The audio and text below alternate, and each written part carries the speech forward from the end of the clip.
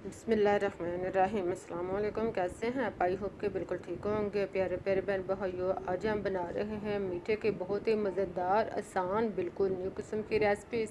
इसमें मैं आपसे कुछ टिप्स भी शेयर करूंगी ताकि आप इसको बनाने के साथ साथ देर तक इस्तेमाल भी कर सकें। तो आइए चलते हैं और मक्का शुरू करते हैं अपनी आज की रेसिपी। इसके लिए आप चूल्हे पर कोई बर्तन रखें, देगची, कढ़ाई या कोई भी बर्तन। इसमें आप 1 कप चीनी शामिल कर लें। चीनी डालने के बाद आप इसमें पानी आधा गिलास या आधा कप शामिल कर लें और इसको आप मिक्स करें। चीनी को आप पानी के अंदर खूब अच्छी तरह पिघलने दें। साथ में चम्मच चलाएं ताकि चीनी जो है वो इसमें अच्छी तरह नरम हो जाए।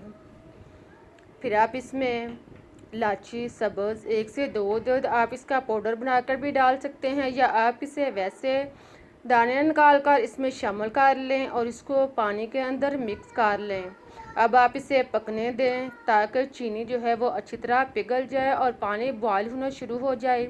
जब पानी इस तरह का बॉयल हो जाए तो आप इसे उतार लें। इसको आप ज़्यादा गहरा नहीं करना, इसका शीरा नहीं बनाना, इसको बस आप पिघला कर चीनी को उबाल कर आप नीचे उतार लें और इसे ठंडा होने दें। जब ये मुकम्मल तौर पर ठंडा हो जाए तो फिर आप इसमें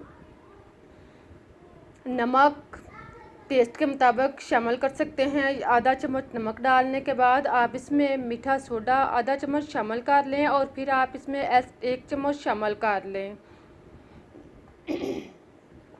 इन सब चीज़ों को डालने के बाद अब आप इसमें घी या ऑयल 2 चम्मच डालकर इसको अच्छी तरह मिक्स कर लें।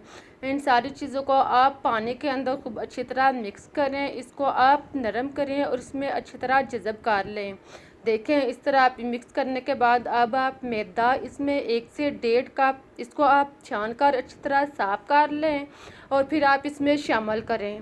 मैदा पहले आप थोड़ा डालें और इसको आप पानी के अंदर खूब अच्छी तरह मिक्स करें। इसको आप इसके अंदर खूब अच्छी तरह हल करें और इसके इस तरह से लेवी से गाढ़ा सा बना लें।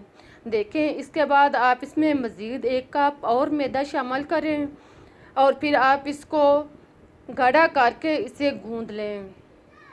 इसको आप अब चम्मच निकाल लें। इसको आप हाथ की मदद से जैसे आप आम आटा गूंदते हैं इस तरह आप इसको अच्छी तरह गूंद लें।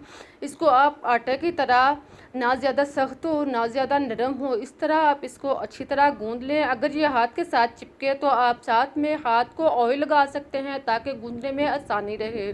फिर आप इसको ढककर 1 से 1.5 घंटे के लिए इसी तरह छोड़ दें। कुछ वक़्त के बाद आप दोबारा ढक्कन ओपन करें। आप देखेंगे कि अब आटा जो है वो काफ़ी सख्त हो चुका है। अब आप इसको दोबारा 1 से 2 दफ़ा गूंदें, इसे नरम करें। इसको आप हाथ के साथ अच्छी तरह मिसल लें।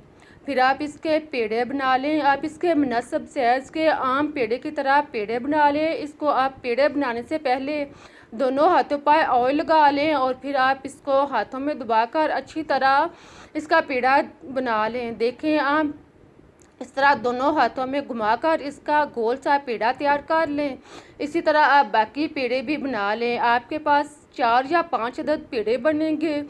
इस तरह आप इसको पेड़े बनाकर एक साइड पर रख दें। अब आप एक पेड़ा लें, इसके आप दोनों साइड पे ऑयल लगा लें। आप हाथ की मदद से उंगलियों की मदद से इसके दोनों साइड पर खूब अच्छी तरह ऑयल लगा लें और फिर आप इसको पहले हाथ की उंगलियों की मदद से दबाकर थोड़ा सा फैला लें। इसको पहले हाथ की मदद से थोड़ा सा बेल लें, फिर आप इसको बेलने के साथ बेल लें। आप देखेंगे कि आप बेलते हुए ये रोटी जो है वो टूटी नहीं है, इसके किनारे जो हैं वो ख़राब नहीं हुए, बिल्कुल ये सही तरीके से नरम मुलायम रोटी जो है तैयार हो रही है। इस तरह आप इसके मुनासिब किसी रोटी तैयार कर लें।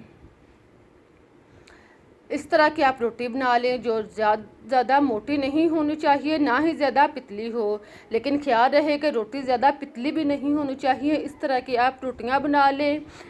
बाकी सारी रोटियां भी आप इसी तरह बेल कर तैयार कर लें।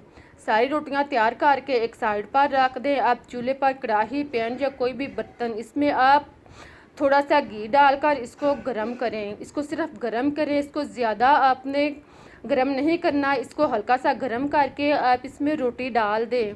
फिर आप देखेंगे कि ये जैसे जैसे घी गर्म होता जा रहा है, रोटी जो है वो फूलना शुरू हो रही है।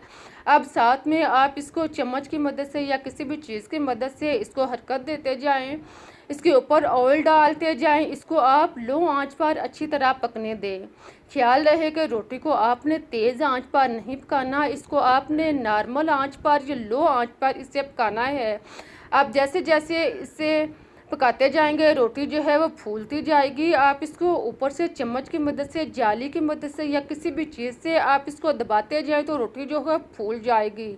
इस तरह आप इसको डीपली गहरा फ्राई करें। इसको तेज़ आंच पे नहीं, लो आंच पे आप इसे फ्राई करें ताकि ये अंदर तक फ्राई हो और अंदर से रोटी जो है, मैदा जो है वो कच्चा ना रखे। देखें आप 3 से 4 मिनट तक एक साइड से जब रोटी अच्छी तरह ब्राउन हो जाए, इसे 3 से 4 मिनट तक फ्राई करें। जब इसका कलर चेंज हो जाए, ये अच्छी तरह ब्राउन हो जाए, तो आप इसकी साइड चेंज करें और दूसरी साइड से भी आप इसको ब्राउन कर लें।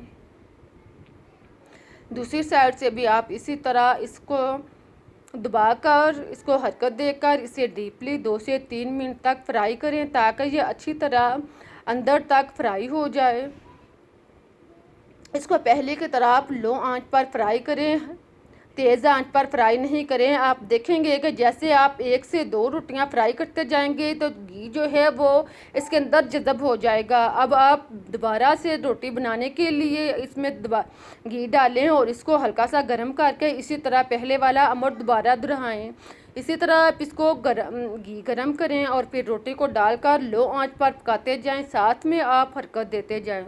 इसी तरह आप बाकी रोटियां जो हैं वो तैयार करते जाएं कि अब हमारी बहुत ही मज़ेदार और टेस्टी रोटी, टेस्टी मीठा जो है वो तैयार हो चुका है। यकीन करें इतना मज़े का मीठा है जो आपने यकीनन पहले नहीं खाया होगा।